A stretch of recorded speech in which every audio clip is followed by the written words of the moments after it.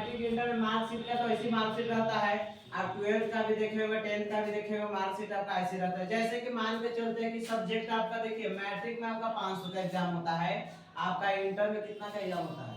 500 का। 500 का, क्योंकि एक एक्स्ट्रा विषय रहता है, या तो मैथ या आपको जुड़ा होगा बायो, यही ना होगा। तो मान के चलते हैं कि Sanskrit, Hindi, math, social science और इंग्लिश, ये मैट्रिक की मार्क्स की बात हो तो सबका फुल मार्क्स होता है 100 नंबर, इंग्लिशों का होता है 100 नंबर मार्क्स। लेकिन पास करने के लिए आपको 30 नंबर जरूरी है, तो 30 लेके आगे तो यहाँ पर 150 है, तो 150 माने होता है थर्ड तो आ जाएगा अगला। लेकिन इंग्लिश में 30 नंबर अलग आया, क्यों? क्योंकि मैट्रिक में इंग्लिश का नंबर नहीं जुड़ता है, जिसके कारण से कितना है 30 है पास मार्क, लेकिन इसको में जुड़ता नहीं है। अगला जैसे थ्योरी, मान के चलते कि संस्कृत में आया है क्या नंबर 60 नंबर, और हिंदी में क्या नंबर आया है 85, और मैथ में आपका नंबर आया है 90, और सोशल साइंस में आया है 60, और साइंस में आया है 55।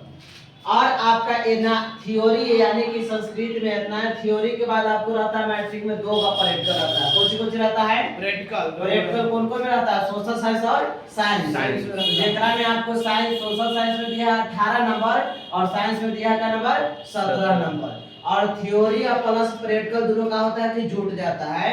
तो आइए यहाँ पर 60 दिया था संस्कृत, और हिंदी दिया था 85, और मैथ दिया था 90, और सोशल साइंस में आया था हमको पास कितना 60, और 60 में हम जोड़ेंगे 18 तो कितना हो जाएगा 78, ठीक है ना।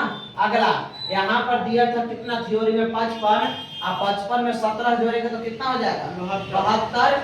आप बोल रहा है ना कि यहाँ पर टोटल मार्क्स आया आपका 385, और इंग्लिश में नंबर आया कितना 45, लेकिन यहाँ से यहाँ तक जुटा है और इंग्लिश वाला नंबर नहीं जुटा है, क्योंकि मैट्रिक में इंग्लिश का कोई महत्व नहीं होता। 5 मार्क्स चाहिए कितना तो 30, उससे कोई दिक्कत ना। आप 100 लिया नहीं, उससे कोई दिक्कत नहीं ना कि आप 100 लिया दीजिएगा तो जुट जाएगा, ऐसा होने वाले नहीं होगी, उससे कोई दिक्कत नहीं। मैट्रिक में जुटने करता है, लेकिन हाँ मान्यता रहता है कि 30 लेना है और पास होना जरूरी है। अब देखिए जब भी जाइएगा ना तो लिखने रहता है कि marks in word, marks in word. जैसे यहाँ पर नंबर आ रहा है तो इसका लिख दिया वर्ड में 6 0 8 5 9 0 7 8 और 7 2, और आपका डिवीजन निकालने के लिए रहेगा, क्योंकि 300 पर 1 यानी कि फर्स्ट डिवीजन रहता है, और यानी कि 225 पर कितना रहता है सेकंड 2 एंड जिसको बोला जाता है, और थर्ड रहता है आपको 150 पर। आप मान के चलते कि हर सब्जेक्ट में 30 नंबर भी याद देते हैं तो आपको समझिए कि थर्ड आ जाइएगा। लेकिन ये तो फर्स्ट की मन आंसर रहता है आपका, थर्ड तो इसी फेले बराबर है रहता है ना। थर्ड भी आने है या तो फेले हो जाइए, उससे क्या दिक्कत है, कोई दिक्कत? चलिए ठीक है।